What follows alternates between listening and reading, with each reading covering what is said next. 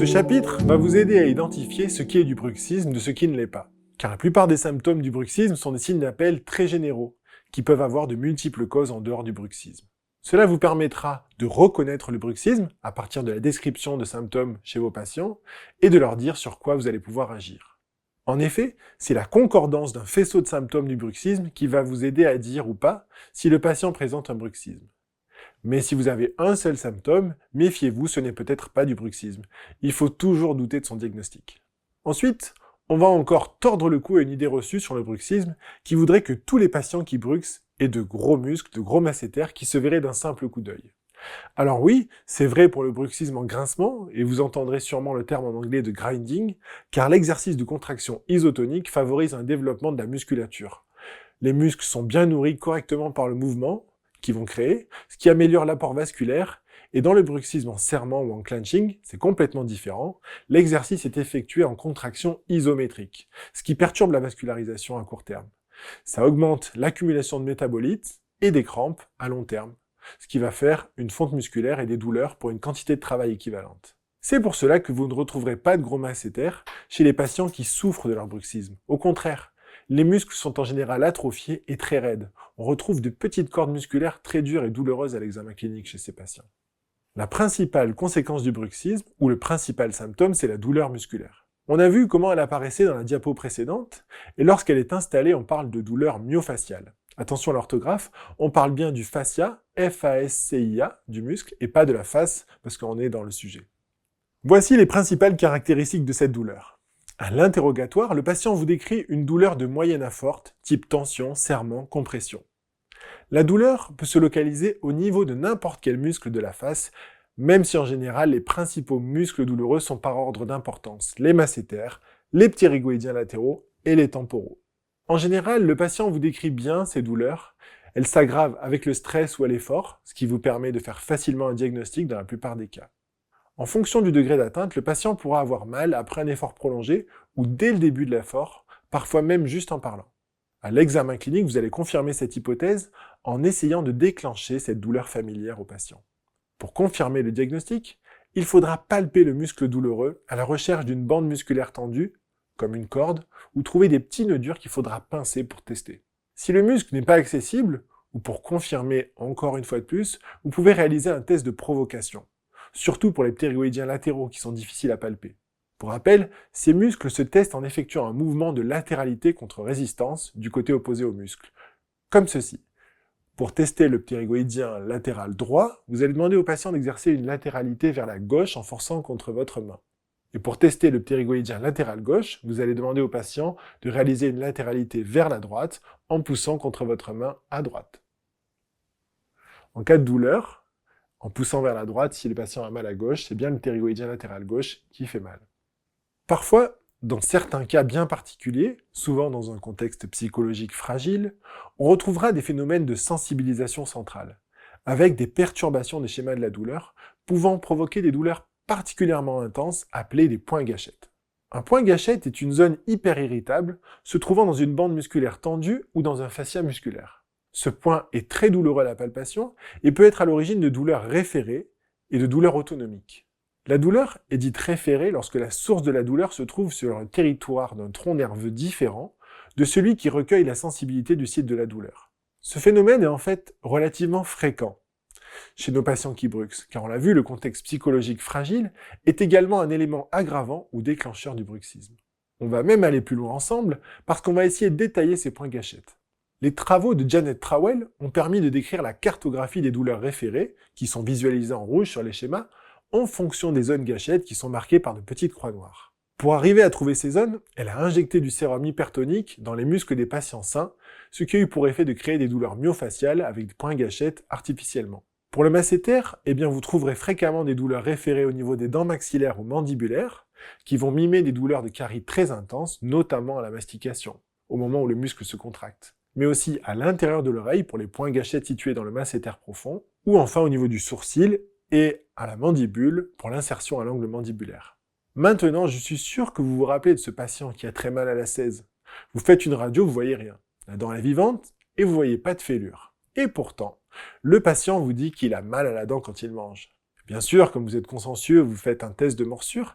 Et là, effectivement, le patient a mal en serrant sur le coton. Alors bingo, c'est une fêlure. Vous faites l'endo. Comme la dent a l'air même saine, on va pas extraire tout de suite. Vous faites l'endo et le patient a toujours mal. Pareil qu'avant. Alors, vous envoyez l'endodontiste, non? Car vous avez un doute sur un quatrième canal. Alors l'endo reprend. Mais c'est pareil, le patient a toujours mal. Alors, vous extrayez la dent. Idem, vous vous dites que le patient a un problème psy, puisque c'est vrai, elle est très angoissée, elle est compliquée à gérer, mais maintenant que vous savez que le muscle peut donner une douleur référée à la dent, est-ce que vous n'auriez pas un autre avis diagnostique? À votre avis, quel pourrait être le moyen de faire le diagnostic de manière certaine entre une fêlure et une douleur référée? Eh bien, il faut faire une anesthésie intraligamentaire de la dent. Si vous faites une parapicale, vous avez un petit risque que l'anesthésie diffuse au muscle et que vous endormiez le point gâchette. Si la douleur disparaît quand vous faites le test de morsure sur le coton après l'anesthésie, eh bien vous êtes sûr d'être face à une fêlure. Si l'anesthésie ne fonctionne pas, eh bien il y a de très fortes chances que ce soit une douleur myofaciale référée. Et si vous voulez en être vraiment certain, il ne vous reste plus qu'à anesthésier le point gâchette. La douleur qui gênait votre patient depuis des mois doit disparaître en quelques secondes. Pour le temporal, c'est un peu la même chose. On pourra retrouver des douleurs au niveau des incisives, quand le point gâchette se trouve dans le temporal antérieur, et au niveau des canines et des incisives latérales, quand le point gâchette se trouve dans le temporal moyen.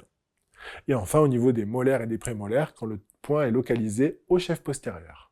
Pour ceux qui ont l'habitude de palper les muscles, c'est toujours étonnant de retrouver ce genre de point qui fonctionne vraiment comme un bouton qui déclenche la douleur, et de voir que le patient n'avait même pas conscience de cet effet la plupart du temps. Le but, c'est évidemment de demander au patient si, en palpant la zone, cela reproduit bien la douleur familière, si c'est celle pour laquelle il consulte. Le ptérygoïdien latéral est fréquemment touché dans le bruxisme, notamment dans le bruxisme en serrement et en crispation. Les douleurs référées de ce muscle vont se localiser au niveau de la pommette, en préauriculaire, où sa douleur est souvent confondue avec une atteinte articulaire ou ORL. Les points gâchettes du ptérygoïdien médian vont eux donner des douleurs au niveau du palais et de la fosse ptérygoïdienne, avec souvent des difficultés à la déglutition ou des sensations d'oreilles bouchées.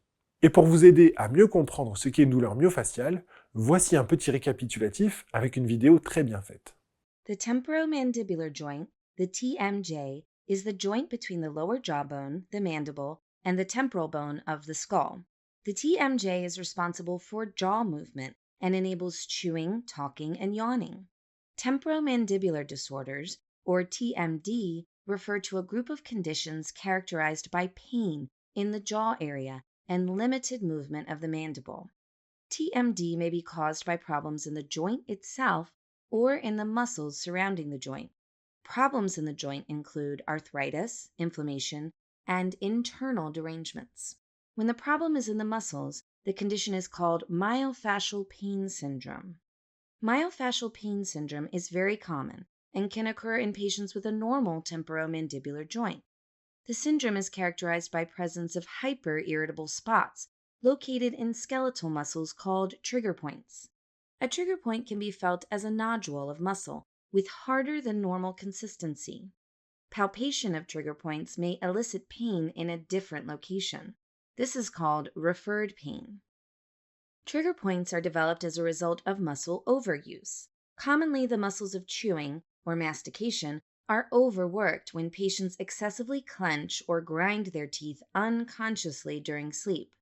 The medical term for this condition is nocturnal bruxism.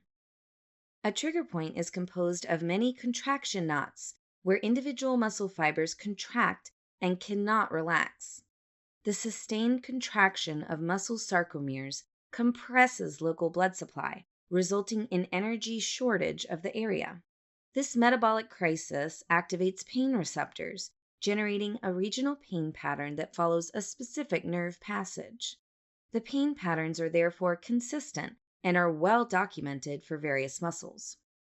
Trigger points in the masseter refer pain to the cheeks, lower jaw, upper and lower molar teeth, eyebrow, inside the ear, and around the TMJ area. Trigger points in the temporalis are also associated with headache and toothache from the upper teeth. The main culprits of myofascial pain in the TMJ area are the pterygoid muscles. Trigger points in medial pterygoid refer pain to the TMJ region in front of the ear, inside the mouth, and upper outside of the neck. They may also manifest as sore throat and difficulty swallowing. Pain from lateral pterygoid trigger points can be felt in front of the ear and on the upper jaw. Treatments aim to address bruxism, to relieve muscle spasm and release trigger points. Treatment options include therapies, stress management, behavior therapy, biofeedback to encourage relaxation, dental night guards, splints and mouth guards to protect the teeth from damage, medication, pain relievers, muscle relaxants, Botox injections. Trigger points release techniques such as needling and spray and stretch. Après avoir vu les douleurs myofaciales, nous allons passer en revue toute une série de symptômes qui découlent de ces douleurs musculaires. Le plus fréquent, les céphalées de tension. Il existe de très nombreuses sortes de céphalées et vous pouvez en retrouver la classification dans l'ICHD-3, l'International Classification of Headache and Disorders, qui date de 2018. Les céphalées que l'on peut attribuer au bruxisme sont des céphalées dites de tension, dues à des tensions musculaires. Et ces céphalées sont en général bilatérales, elles sont améliorées par l'effort physique, et elles cèdent facilement au doliprane, ce qui est tout l'inverse des migraines. Pour rappel, les migraines sont unilatérales, elles ne cèdent pas au paracétamol, elles sont aggravées par l'exercice physique, et elles sont beaucoup plus intenses avec le besoin d'aller se coucher rapidement. Il semblerait que la présence de douleurs myofaciales au niveau de l'appareil manducateur, mais aussi des trapèzes, favorise l'apparition de ces céphalées de tension. Typiquement, chez le patient atteint de bruxisme du sommeil, il va se lever fatigué, avec le mal de tête, et ça s'améliore doucement en prenant une douche chaude le matin, et ça commence à aller mieux quand il bouge et qu'il arrive au travail. À l'opposé, pour celui qui souffre de bruxisme de l'éveil, eh bien après chaque journée de travail difficile, il arrive à la maison, il souffre de maux de tête, et ça s'aggrave si ses enfants l'énervent, et sa femme aussi, mais ça va mieux s'il prend un moment pour se détendre ou aller faire du sport. Il y en a sûrement qui se reconnaîtront du coup. Et là, je peux vous dire, quand vous arrivez à faire diminuer un bruxisme de l'éveil chez un patient qui n'en avait pas conscience, et que grâce à vous, il ne finit plus toutes ses fins de journée avec la barre, eh bien vous gagnez la confiance d'un patient pour longtemps. Dans le même genre, une autre conséquence possible de ces douleurs myofaciales et donc du bruxisme, c'est la présence d'acouphènes. Attention, là aussi, car comme pour les céphalées, il existe de nombreuses variétés d'acouphènes. Ce qui pourrait être déclenché par le bruxisme sont les acouphènes dits somatosensoriels. Ces acouphènes ont la caractéristique d'être modifiés en bougeant la tête ou en serrant les dents. Si c'est le cas, vous pouvez rechercher des points gâchettes dans les trapèzes ou les masséters. Et leur traitement résoudra au passage les acouphènes. Mais attention à s'occuper du bruxisme, sinon l'acouphène reviendra aussi vite, car quand on serre les dents, c'est souvent tous les jours.